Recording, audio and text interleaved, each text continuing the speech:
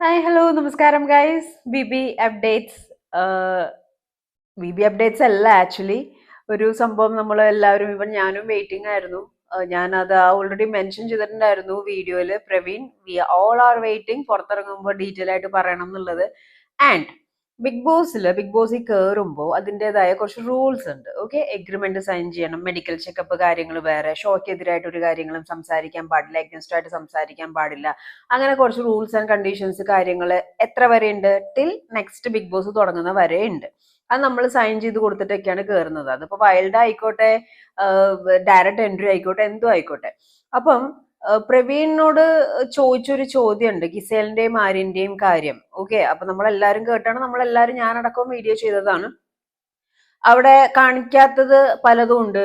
അനു പറഞ്ഞത് ഒരു എക്സ്റ്റെന്റ് വരെ കറക്റ്റ് ആണെന്ന് പറഞ്ഞ വ്യക്തിയും, അതേപോലെ തന്നെ ലക്ഷ്മിയുടെ അഭിഷേകമായിട്ട് സംസാരിച്ച കാര്യവും ഒക്കെ സംസാരിച്ചു അല്ലെ. നമ്മളെല്ലാവരും പറഞ്ഞു ആ ഒരു രീതിയിൽ. അപ്പൊ സംതിങ് ഈസ് ഡയർ എന്നുള്ള രീതിയിൽ സംസാരിച്ചു.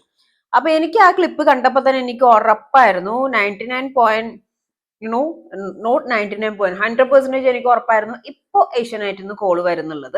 കാരണം അത് അങ്ങനെയാണ്. കാരണം ഇറങ്ങിയ ഉടനെ തന്നെ ആള് പറയാണ്, ഓൾറെഡി ആളുകൾക്ക് സംശയമുണ്ട്. ഇപ്പൊ ലാലേട്ടൻ വന്നിട്ട് നോ പറഞ്ഞ ഒരു കാര്യം, അങ്ങനെ സംഭവം നടന്നിട്ടില്ല എന്ന് പറഞ്ഞ കാര്യത്തിനാണ് പ്രവീൺ വന്നിട്ട് നേരെ ഉൾട്ടടിച്ച് പറയണേ, ഇല്ല അനു പറഞ്ഞത് എക്സ്ട്രീം വരെ കറക്റ്റ് ആണ്, അവിടെ പലതും കാണിക്കുന്നില്ല എന്ന് പറയുമ്പോൾ ഇതിലും ഭേദം ഷോയിലോട്ട് ചാണകവെള്ളം തളിക്കുന്ന പോലത്തെ ഒരു അവസ്ഥയാണ് അവിടെ നടന്നത്.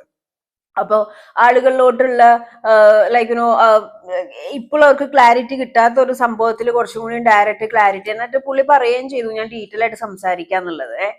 അപ്പം സായിപ്പിനെ കാണുമ്പോൾ കവാത്ത് മറന്നു എന്ന് പറഞ്ഞ മാതിരി ഇപ്പൊ റീസെന്റ് ആയിട്ട് ഒരു ഇന്റർവ്യൂല് പുള്ളി വന്നിട്ട് പറയാണ് 5-6 ക്യാമറാസ് ഉണ്ടായിരുന്നു, 100+ ക്യാമറയുടെ ഉള്ളിൽ നിന്ന് ഇത്രയും വലിയൊരു റിയാലിറ്റി ഷോ ഗെയിം ചെയ്ത ആൾ വന്നിട്ട് പറയാണ് ഒരുപാട് മീഡിയാസ് ഉണ്ടായിരുന്നു, അപ്പൊ ഒരുപാട് ക്വസ്റ്റ്യൻസ് ഉണ്ടായിരുന്നു, അപ്പൊ അതിനെയൊക്കെ ഒറ്റ ഇതില് ഞാൻ പുറത്തിറങ്ങിയിട്ട് സംസാരിക്കാം. അനുമോള് പറഞ്ഞ കാര്യമാണ്, ആര്യന്റെയും ഗിസേലിന്റെ ആണെങ്കിലും ഫ്രണ്ട്ഷിപ്പിനെ പറ്റിയാണ് ഞാൻ ഉദ്ദേശിച്ചെന്നുള്ളത്.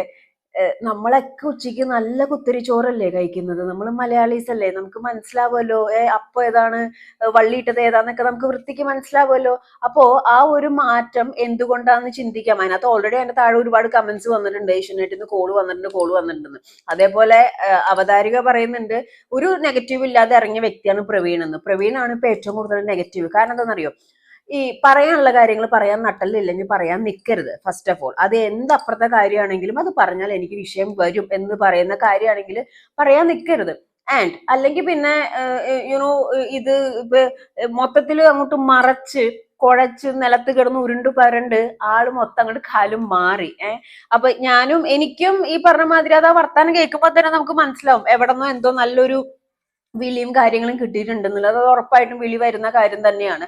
അതിനൊരു ഉദാഹരണം ഞാൻ പറയാം. ഇതിനു മുമ്പ് ഞാൻ ഇറങ്ങിയതിന് ശേഷം എനിക്ക് ഇന്റർവ്യൂസ് വന്നു കഴിഞ്ഞപ്പോൾ വിന്നർ ആരാവാനാ ചാൻസ് എന്ന് പറഞ്ഞപ്പോൾ അഖിൽമാരായിരിക്കാം എന്നുള്ള രീതിയിൽ സംസാരിച്ചപ്പോ എനിക്ക് കോള് വന്നത് ആരോട് ചോദിച്ചിട്ട് അഖിൽമാരാറിന്റെ പേര് പറഞ്ഞ ആളുടെ പേരൊന്നും ഞാൻ പറയുന്നില്ല, പറയാൻ താല്പര്യമില്ല.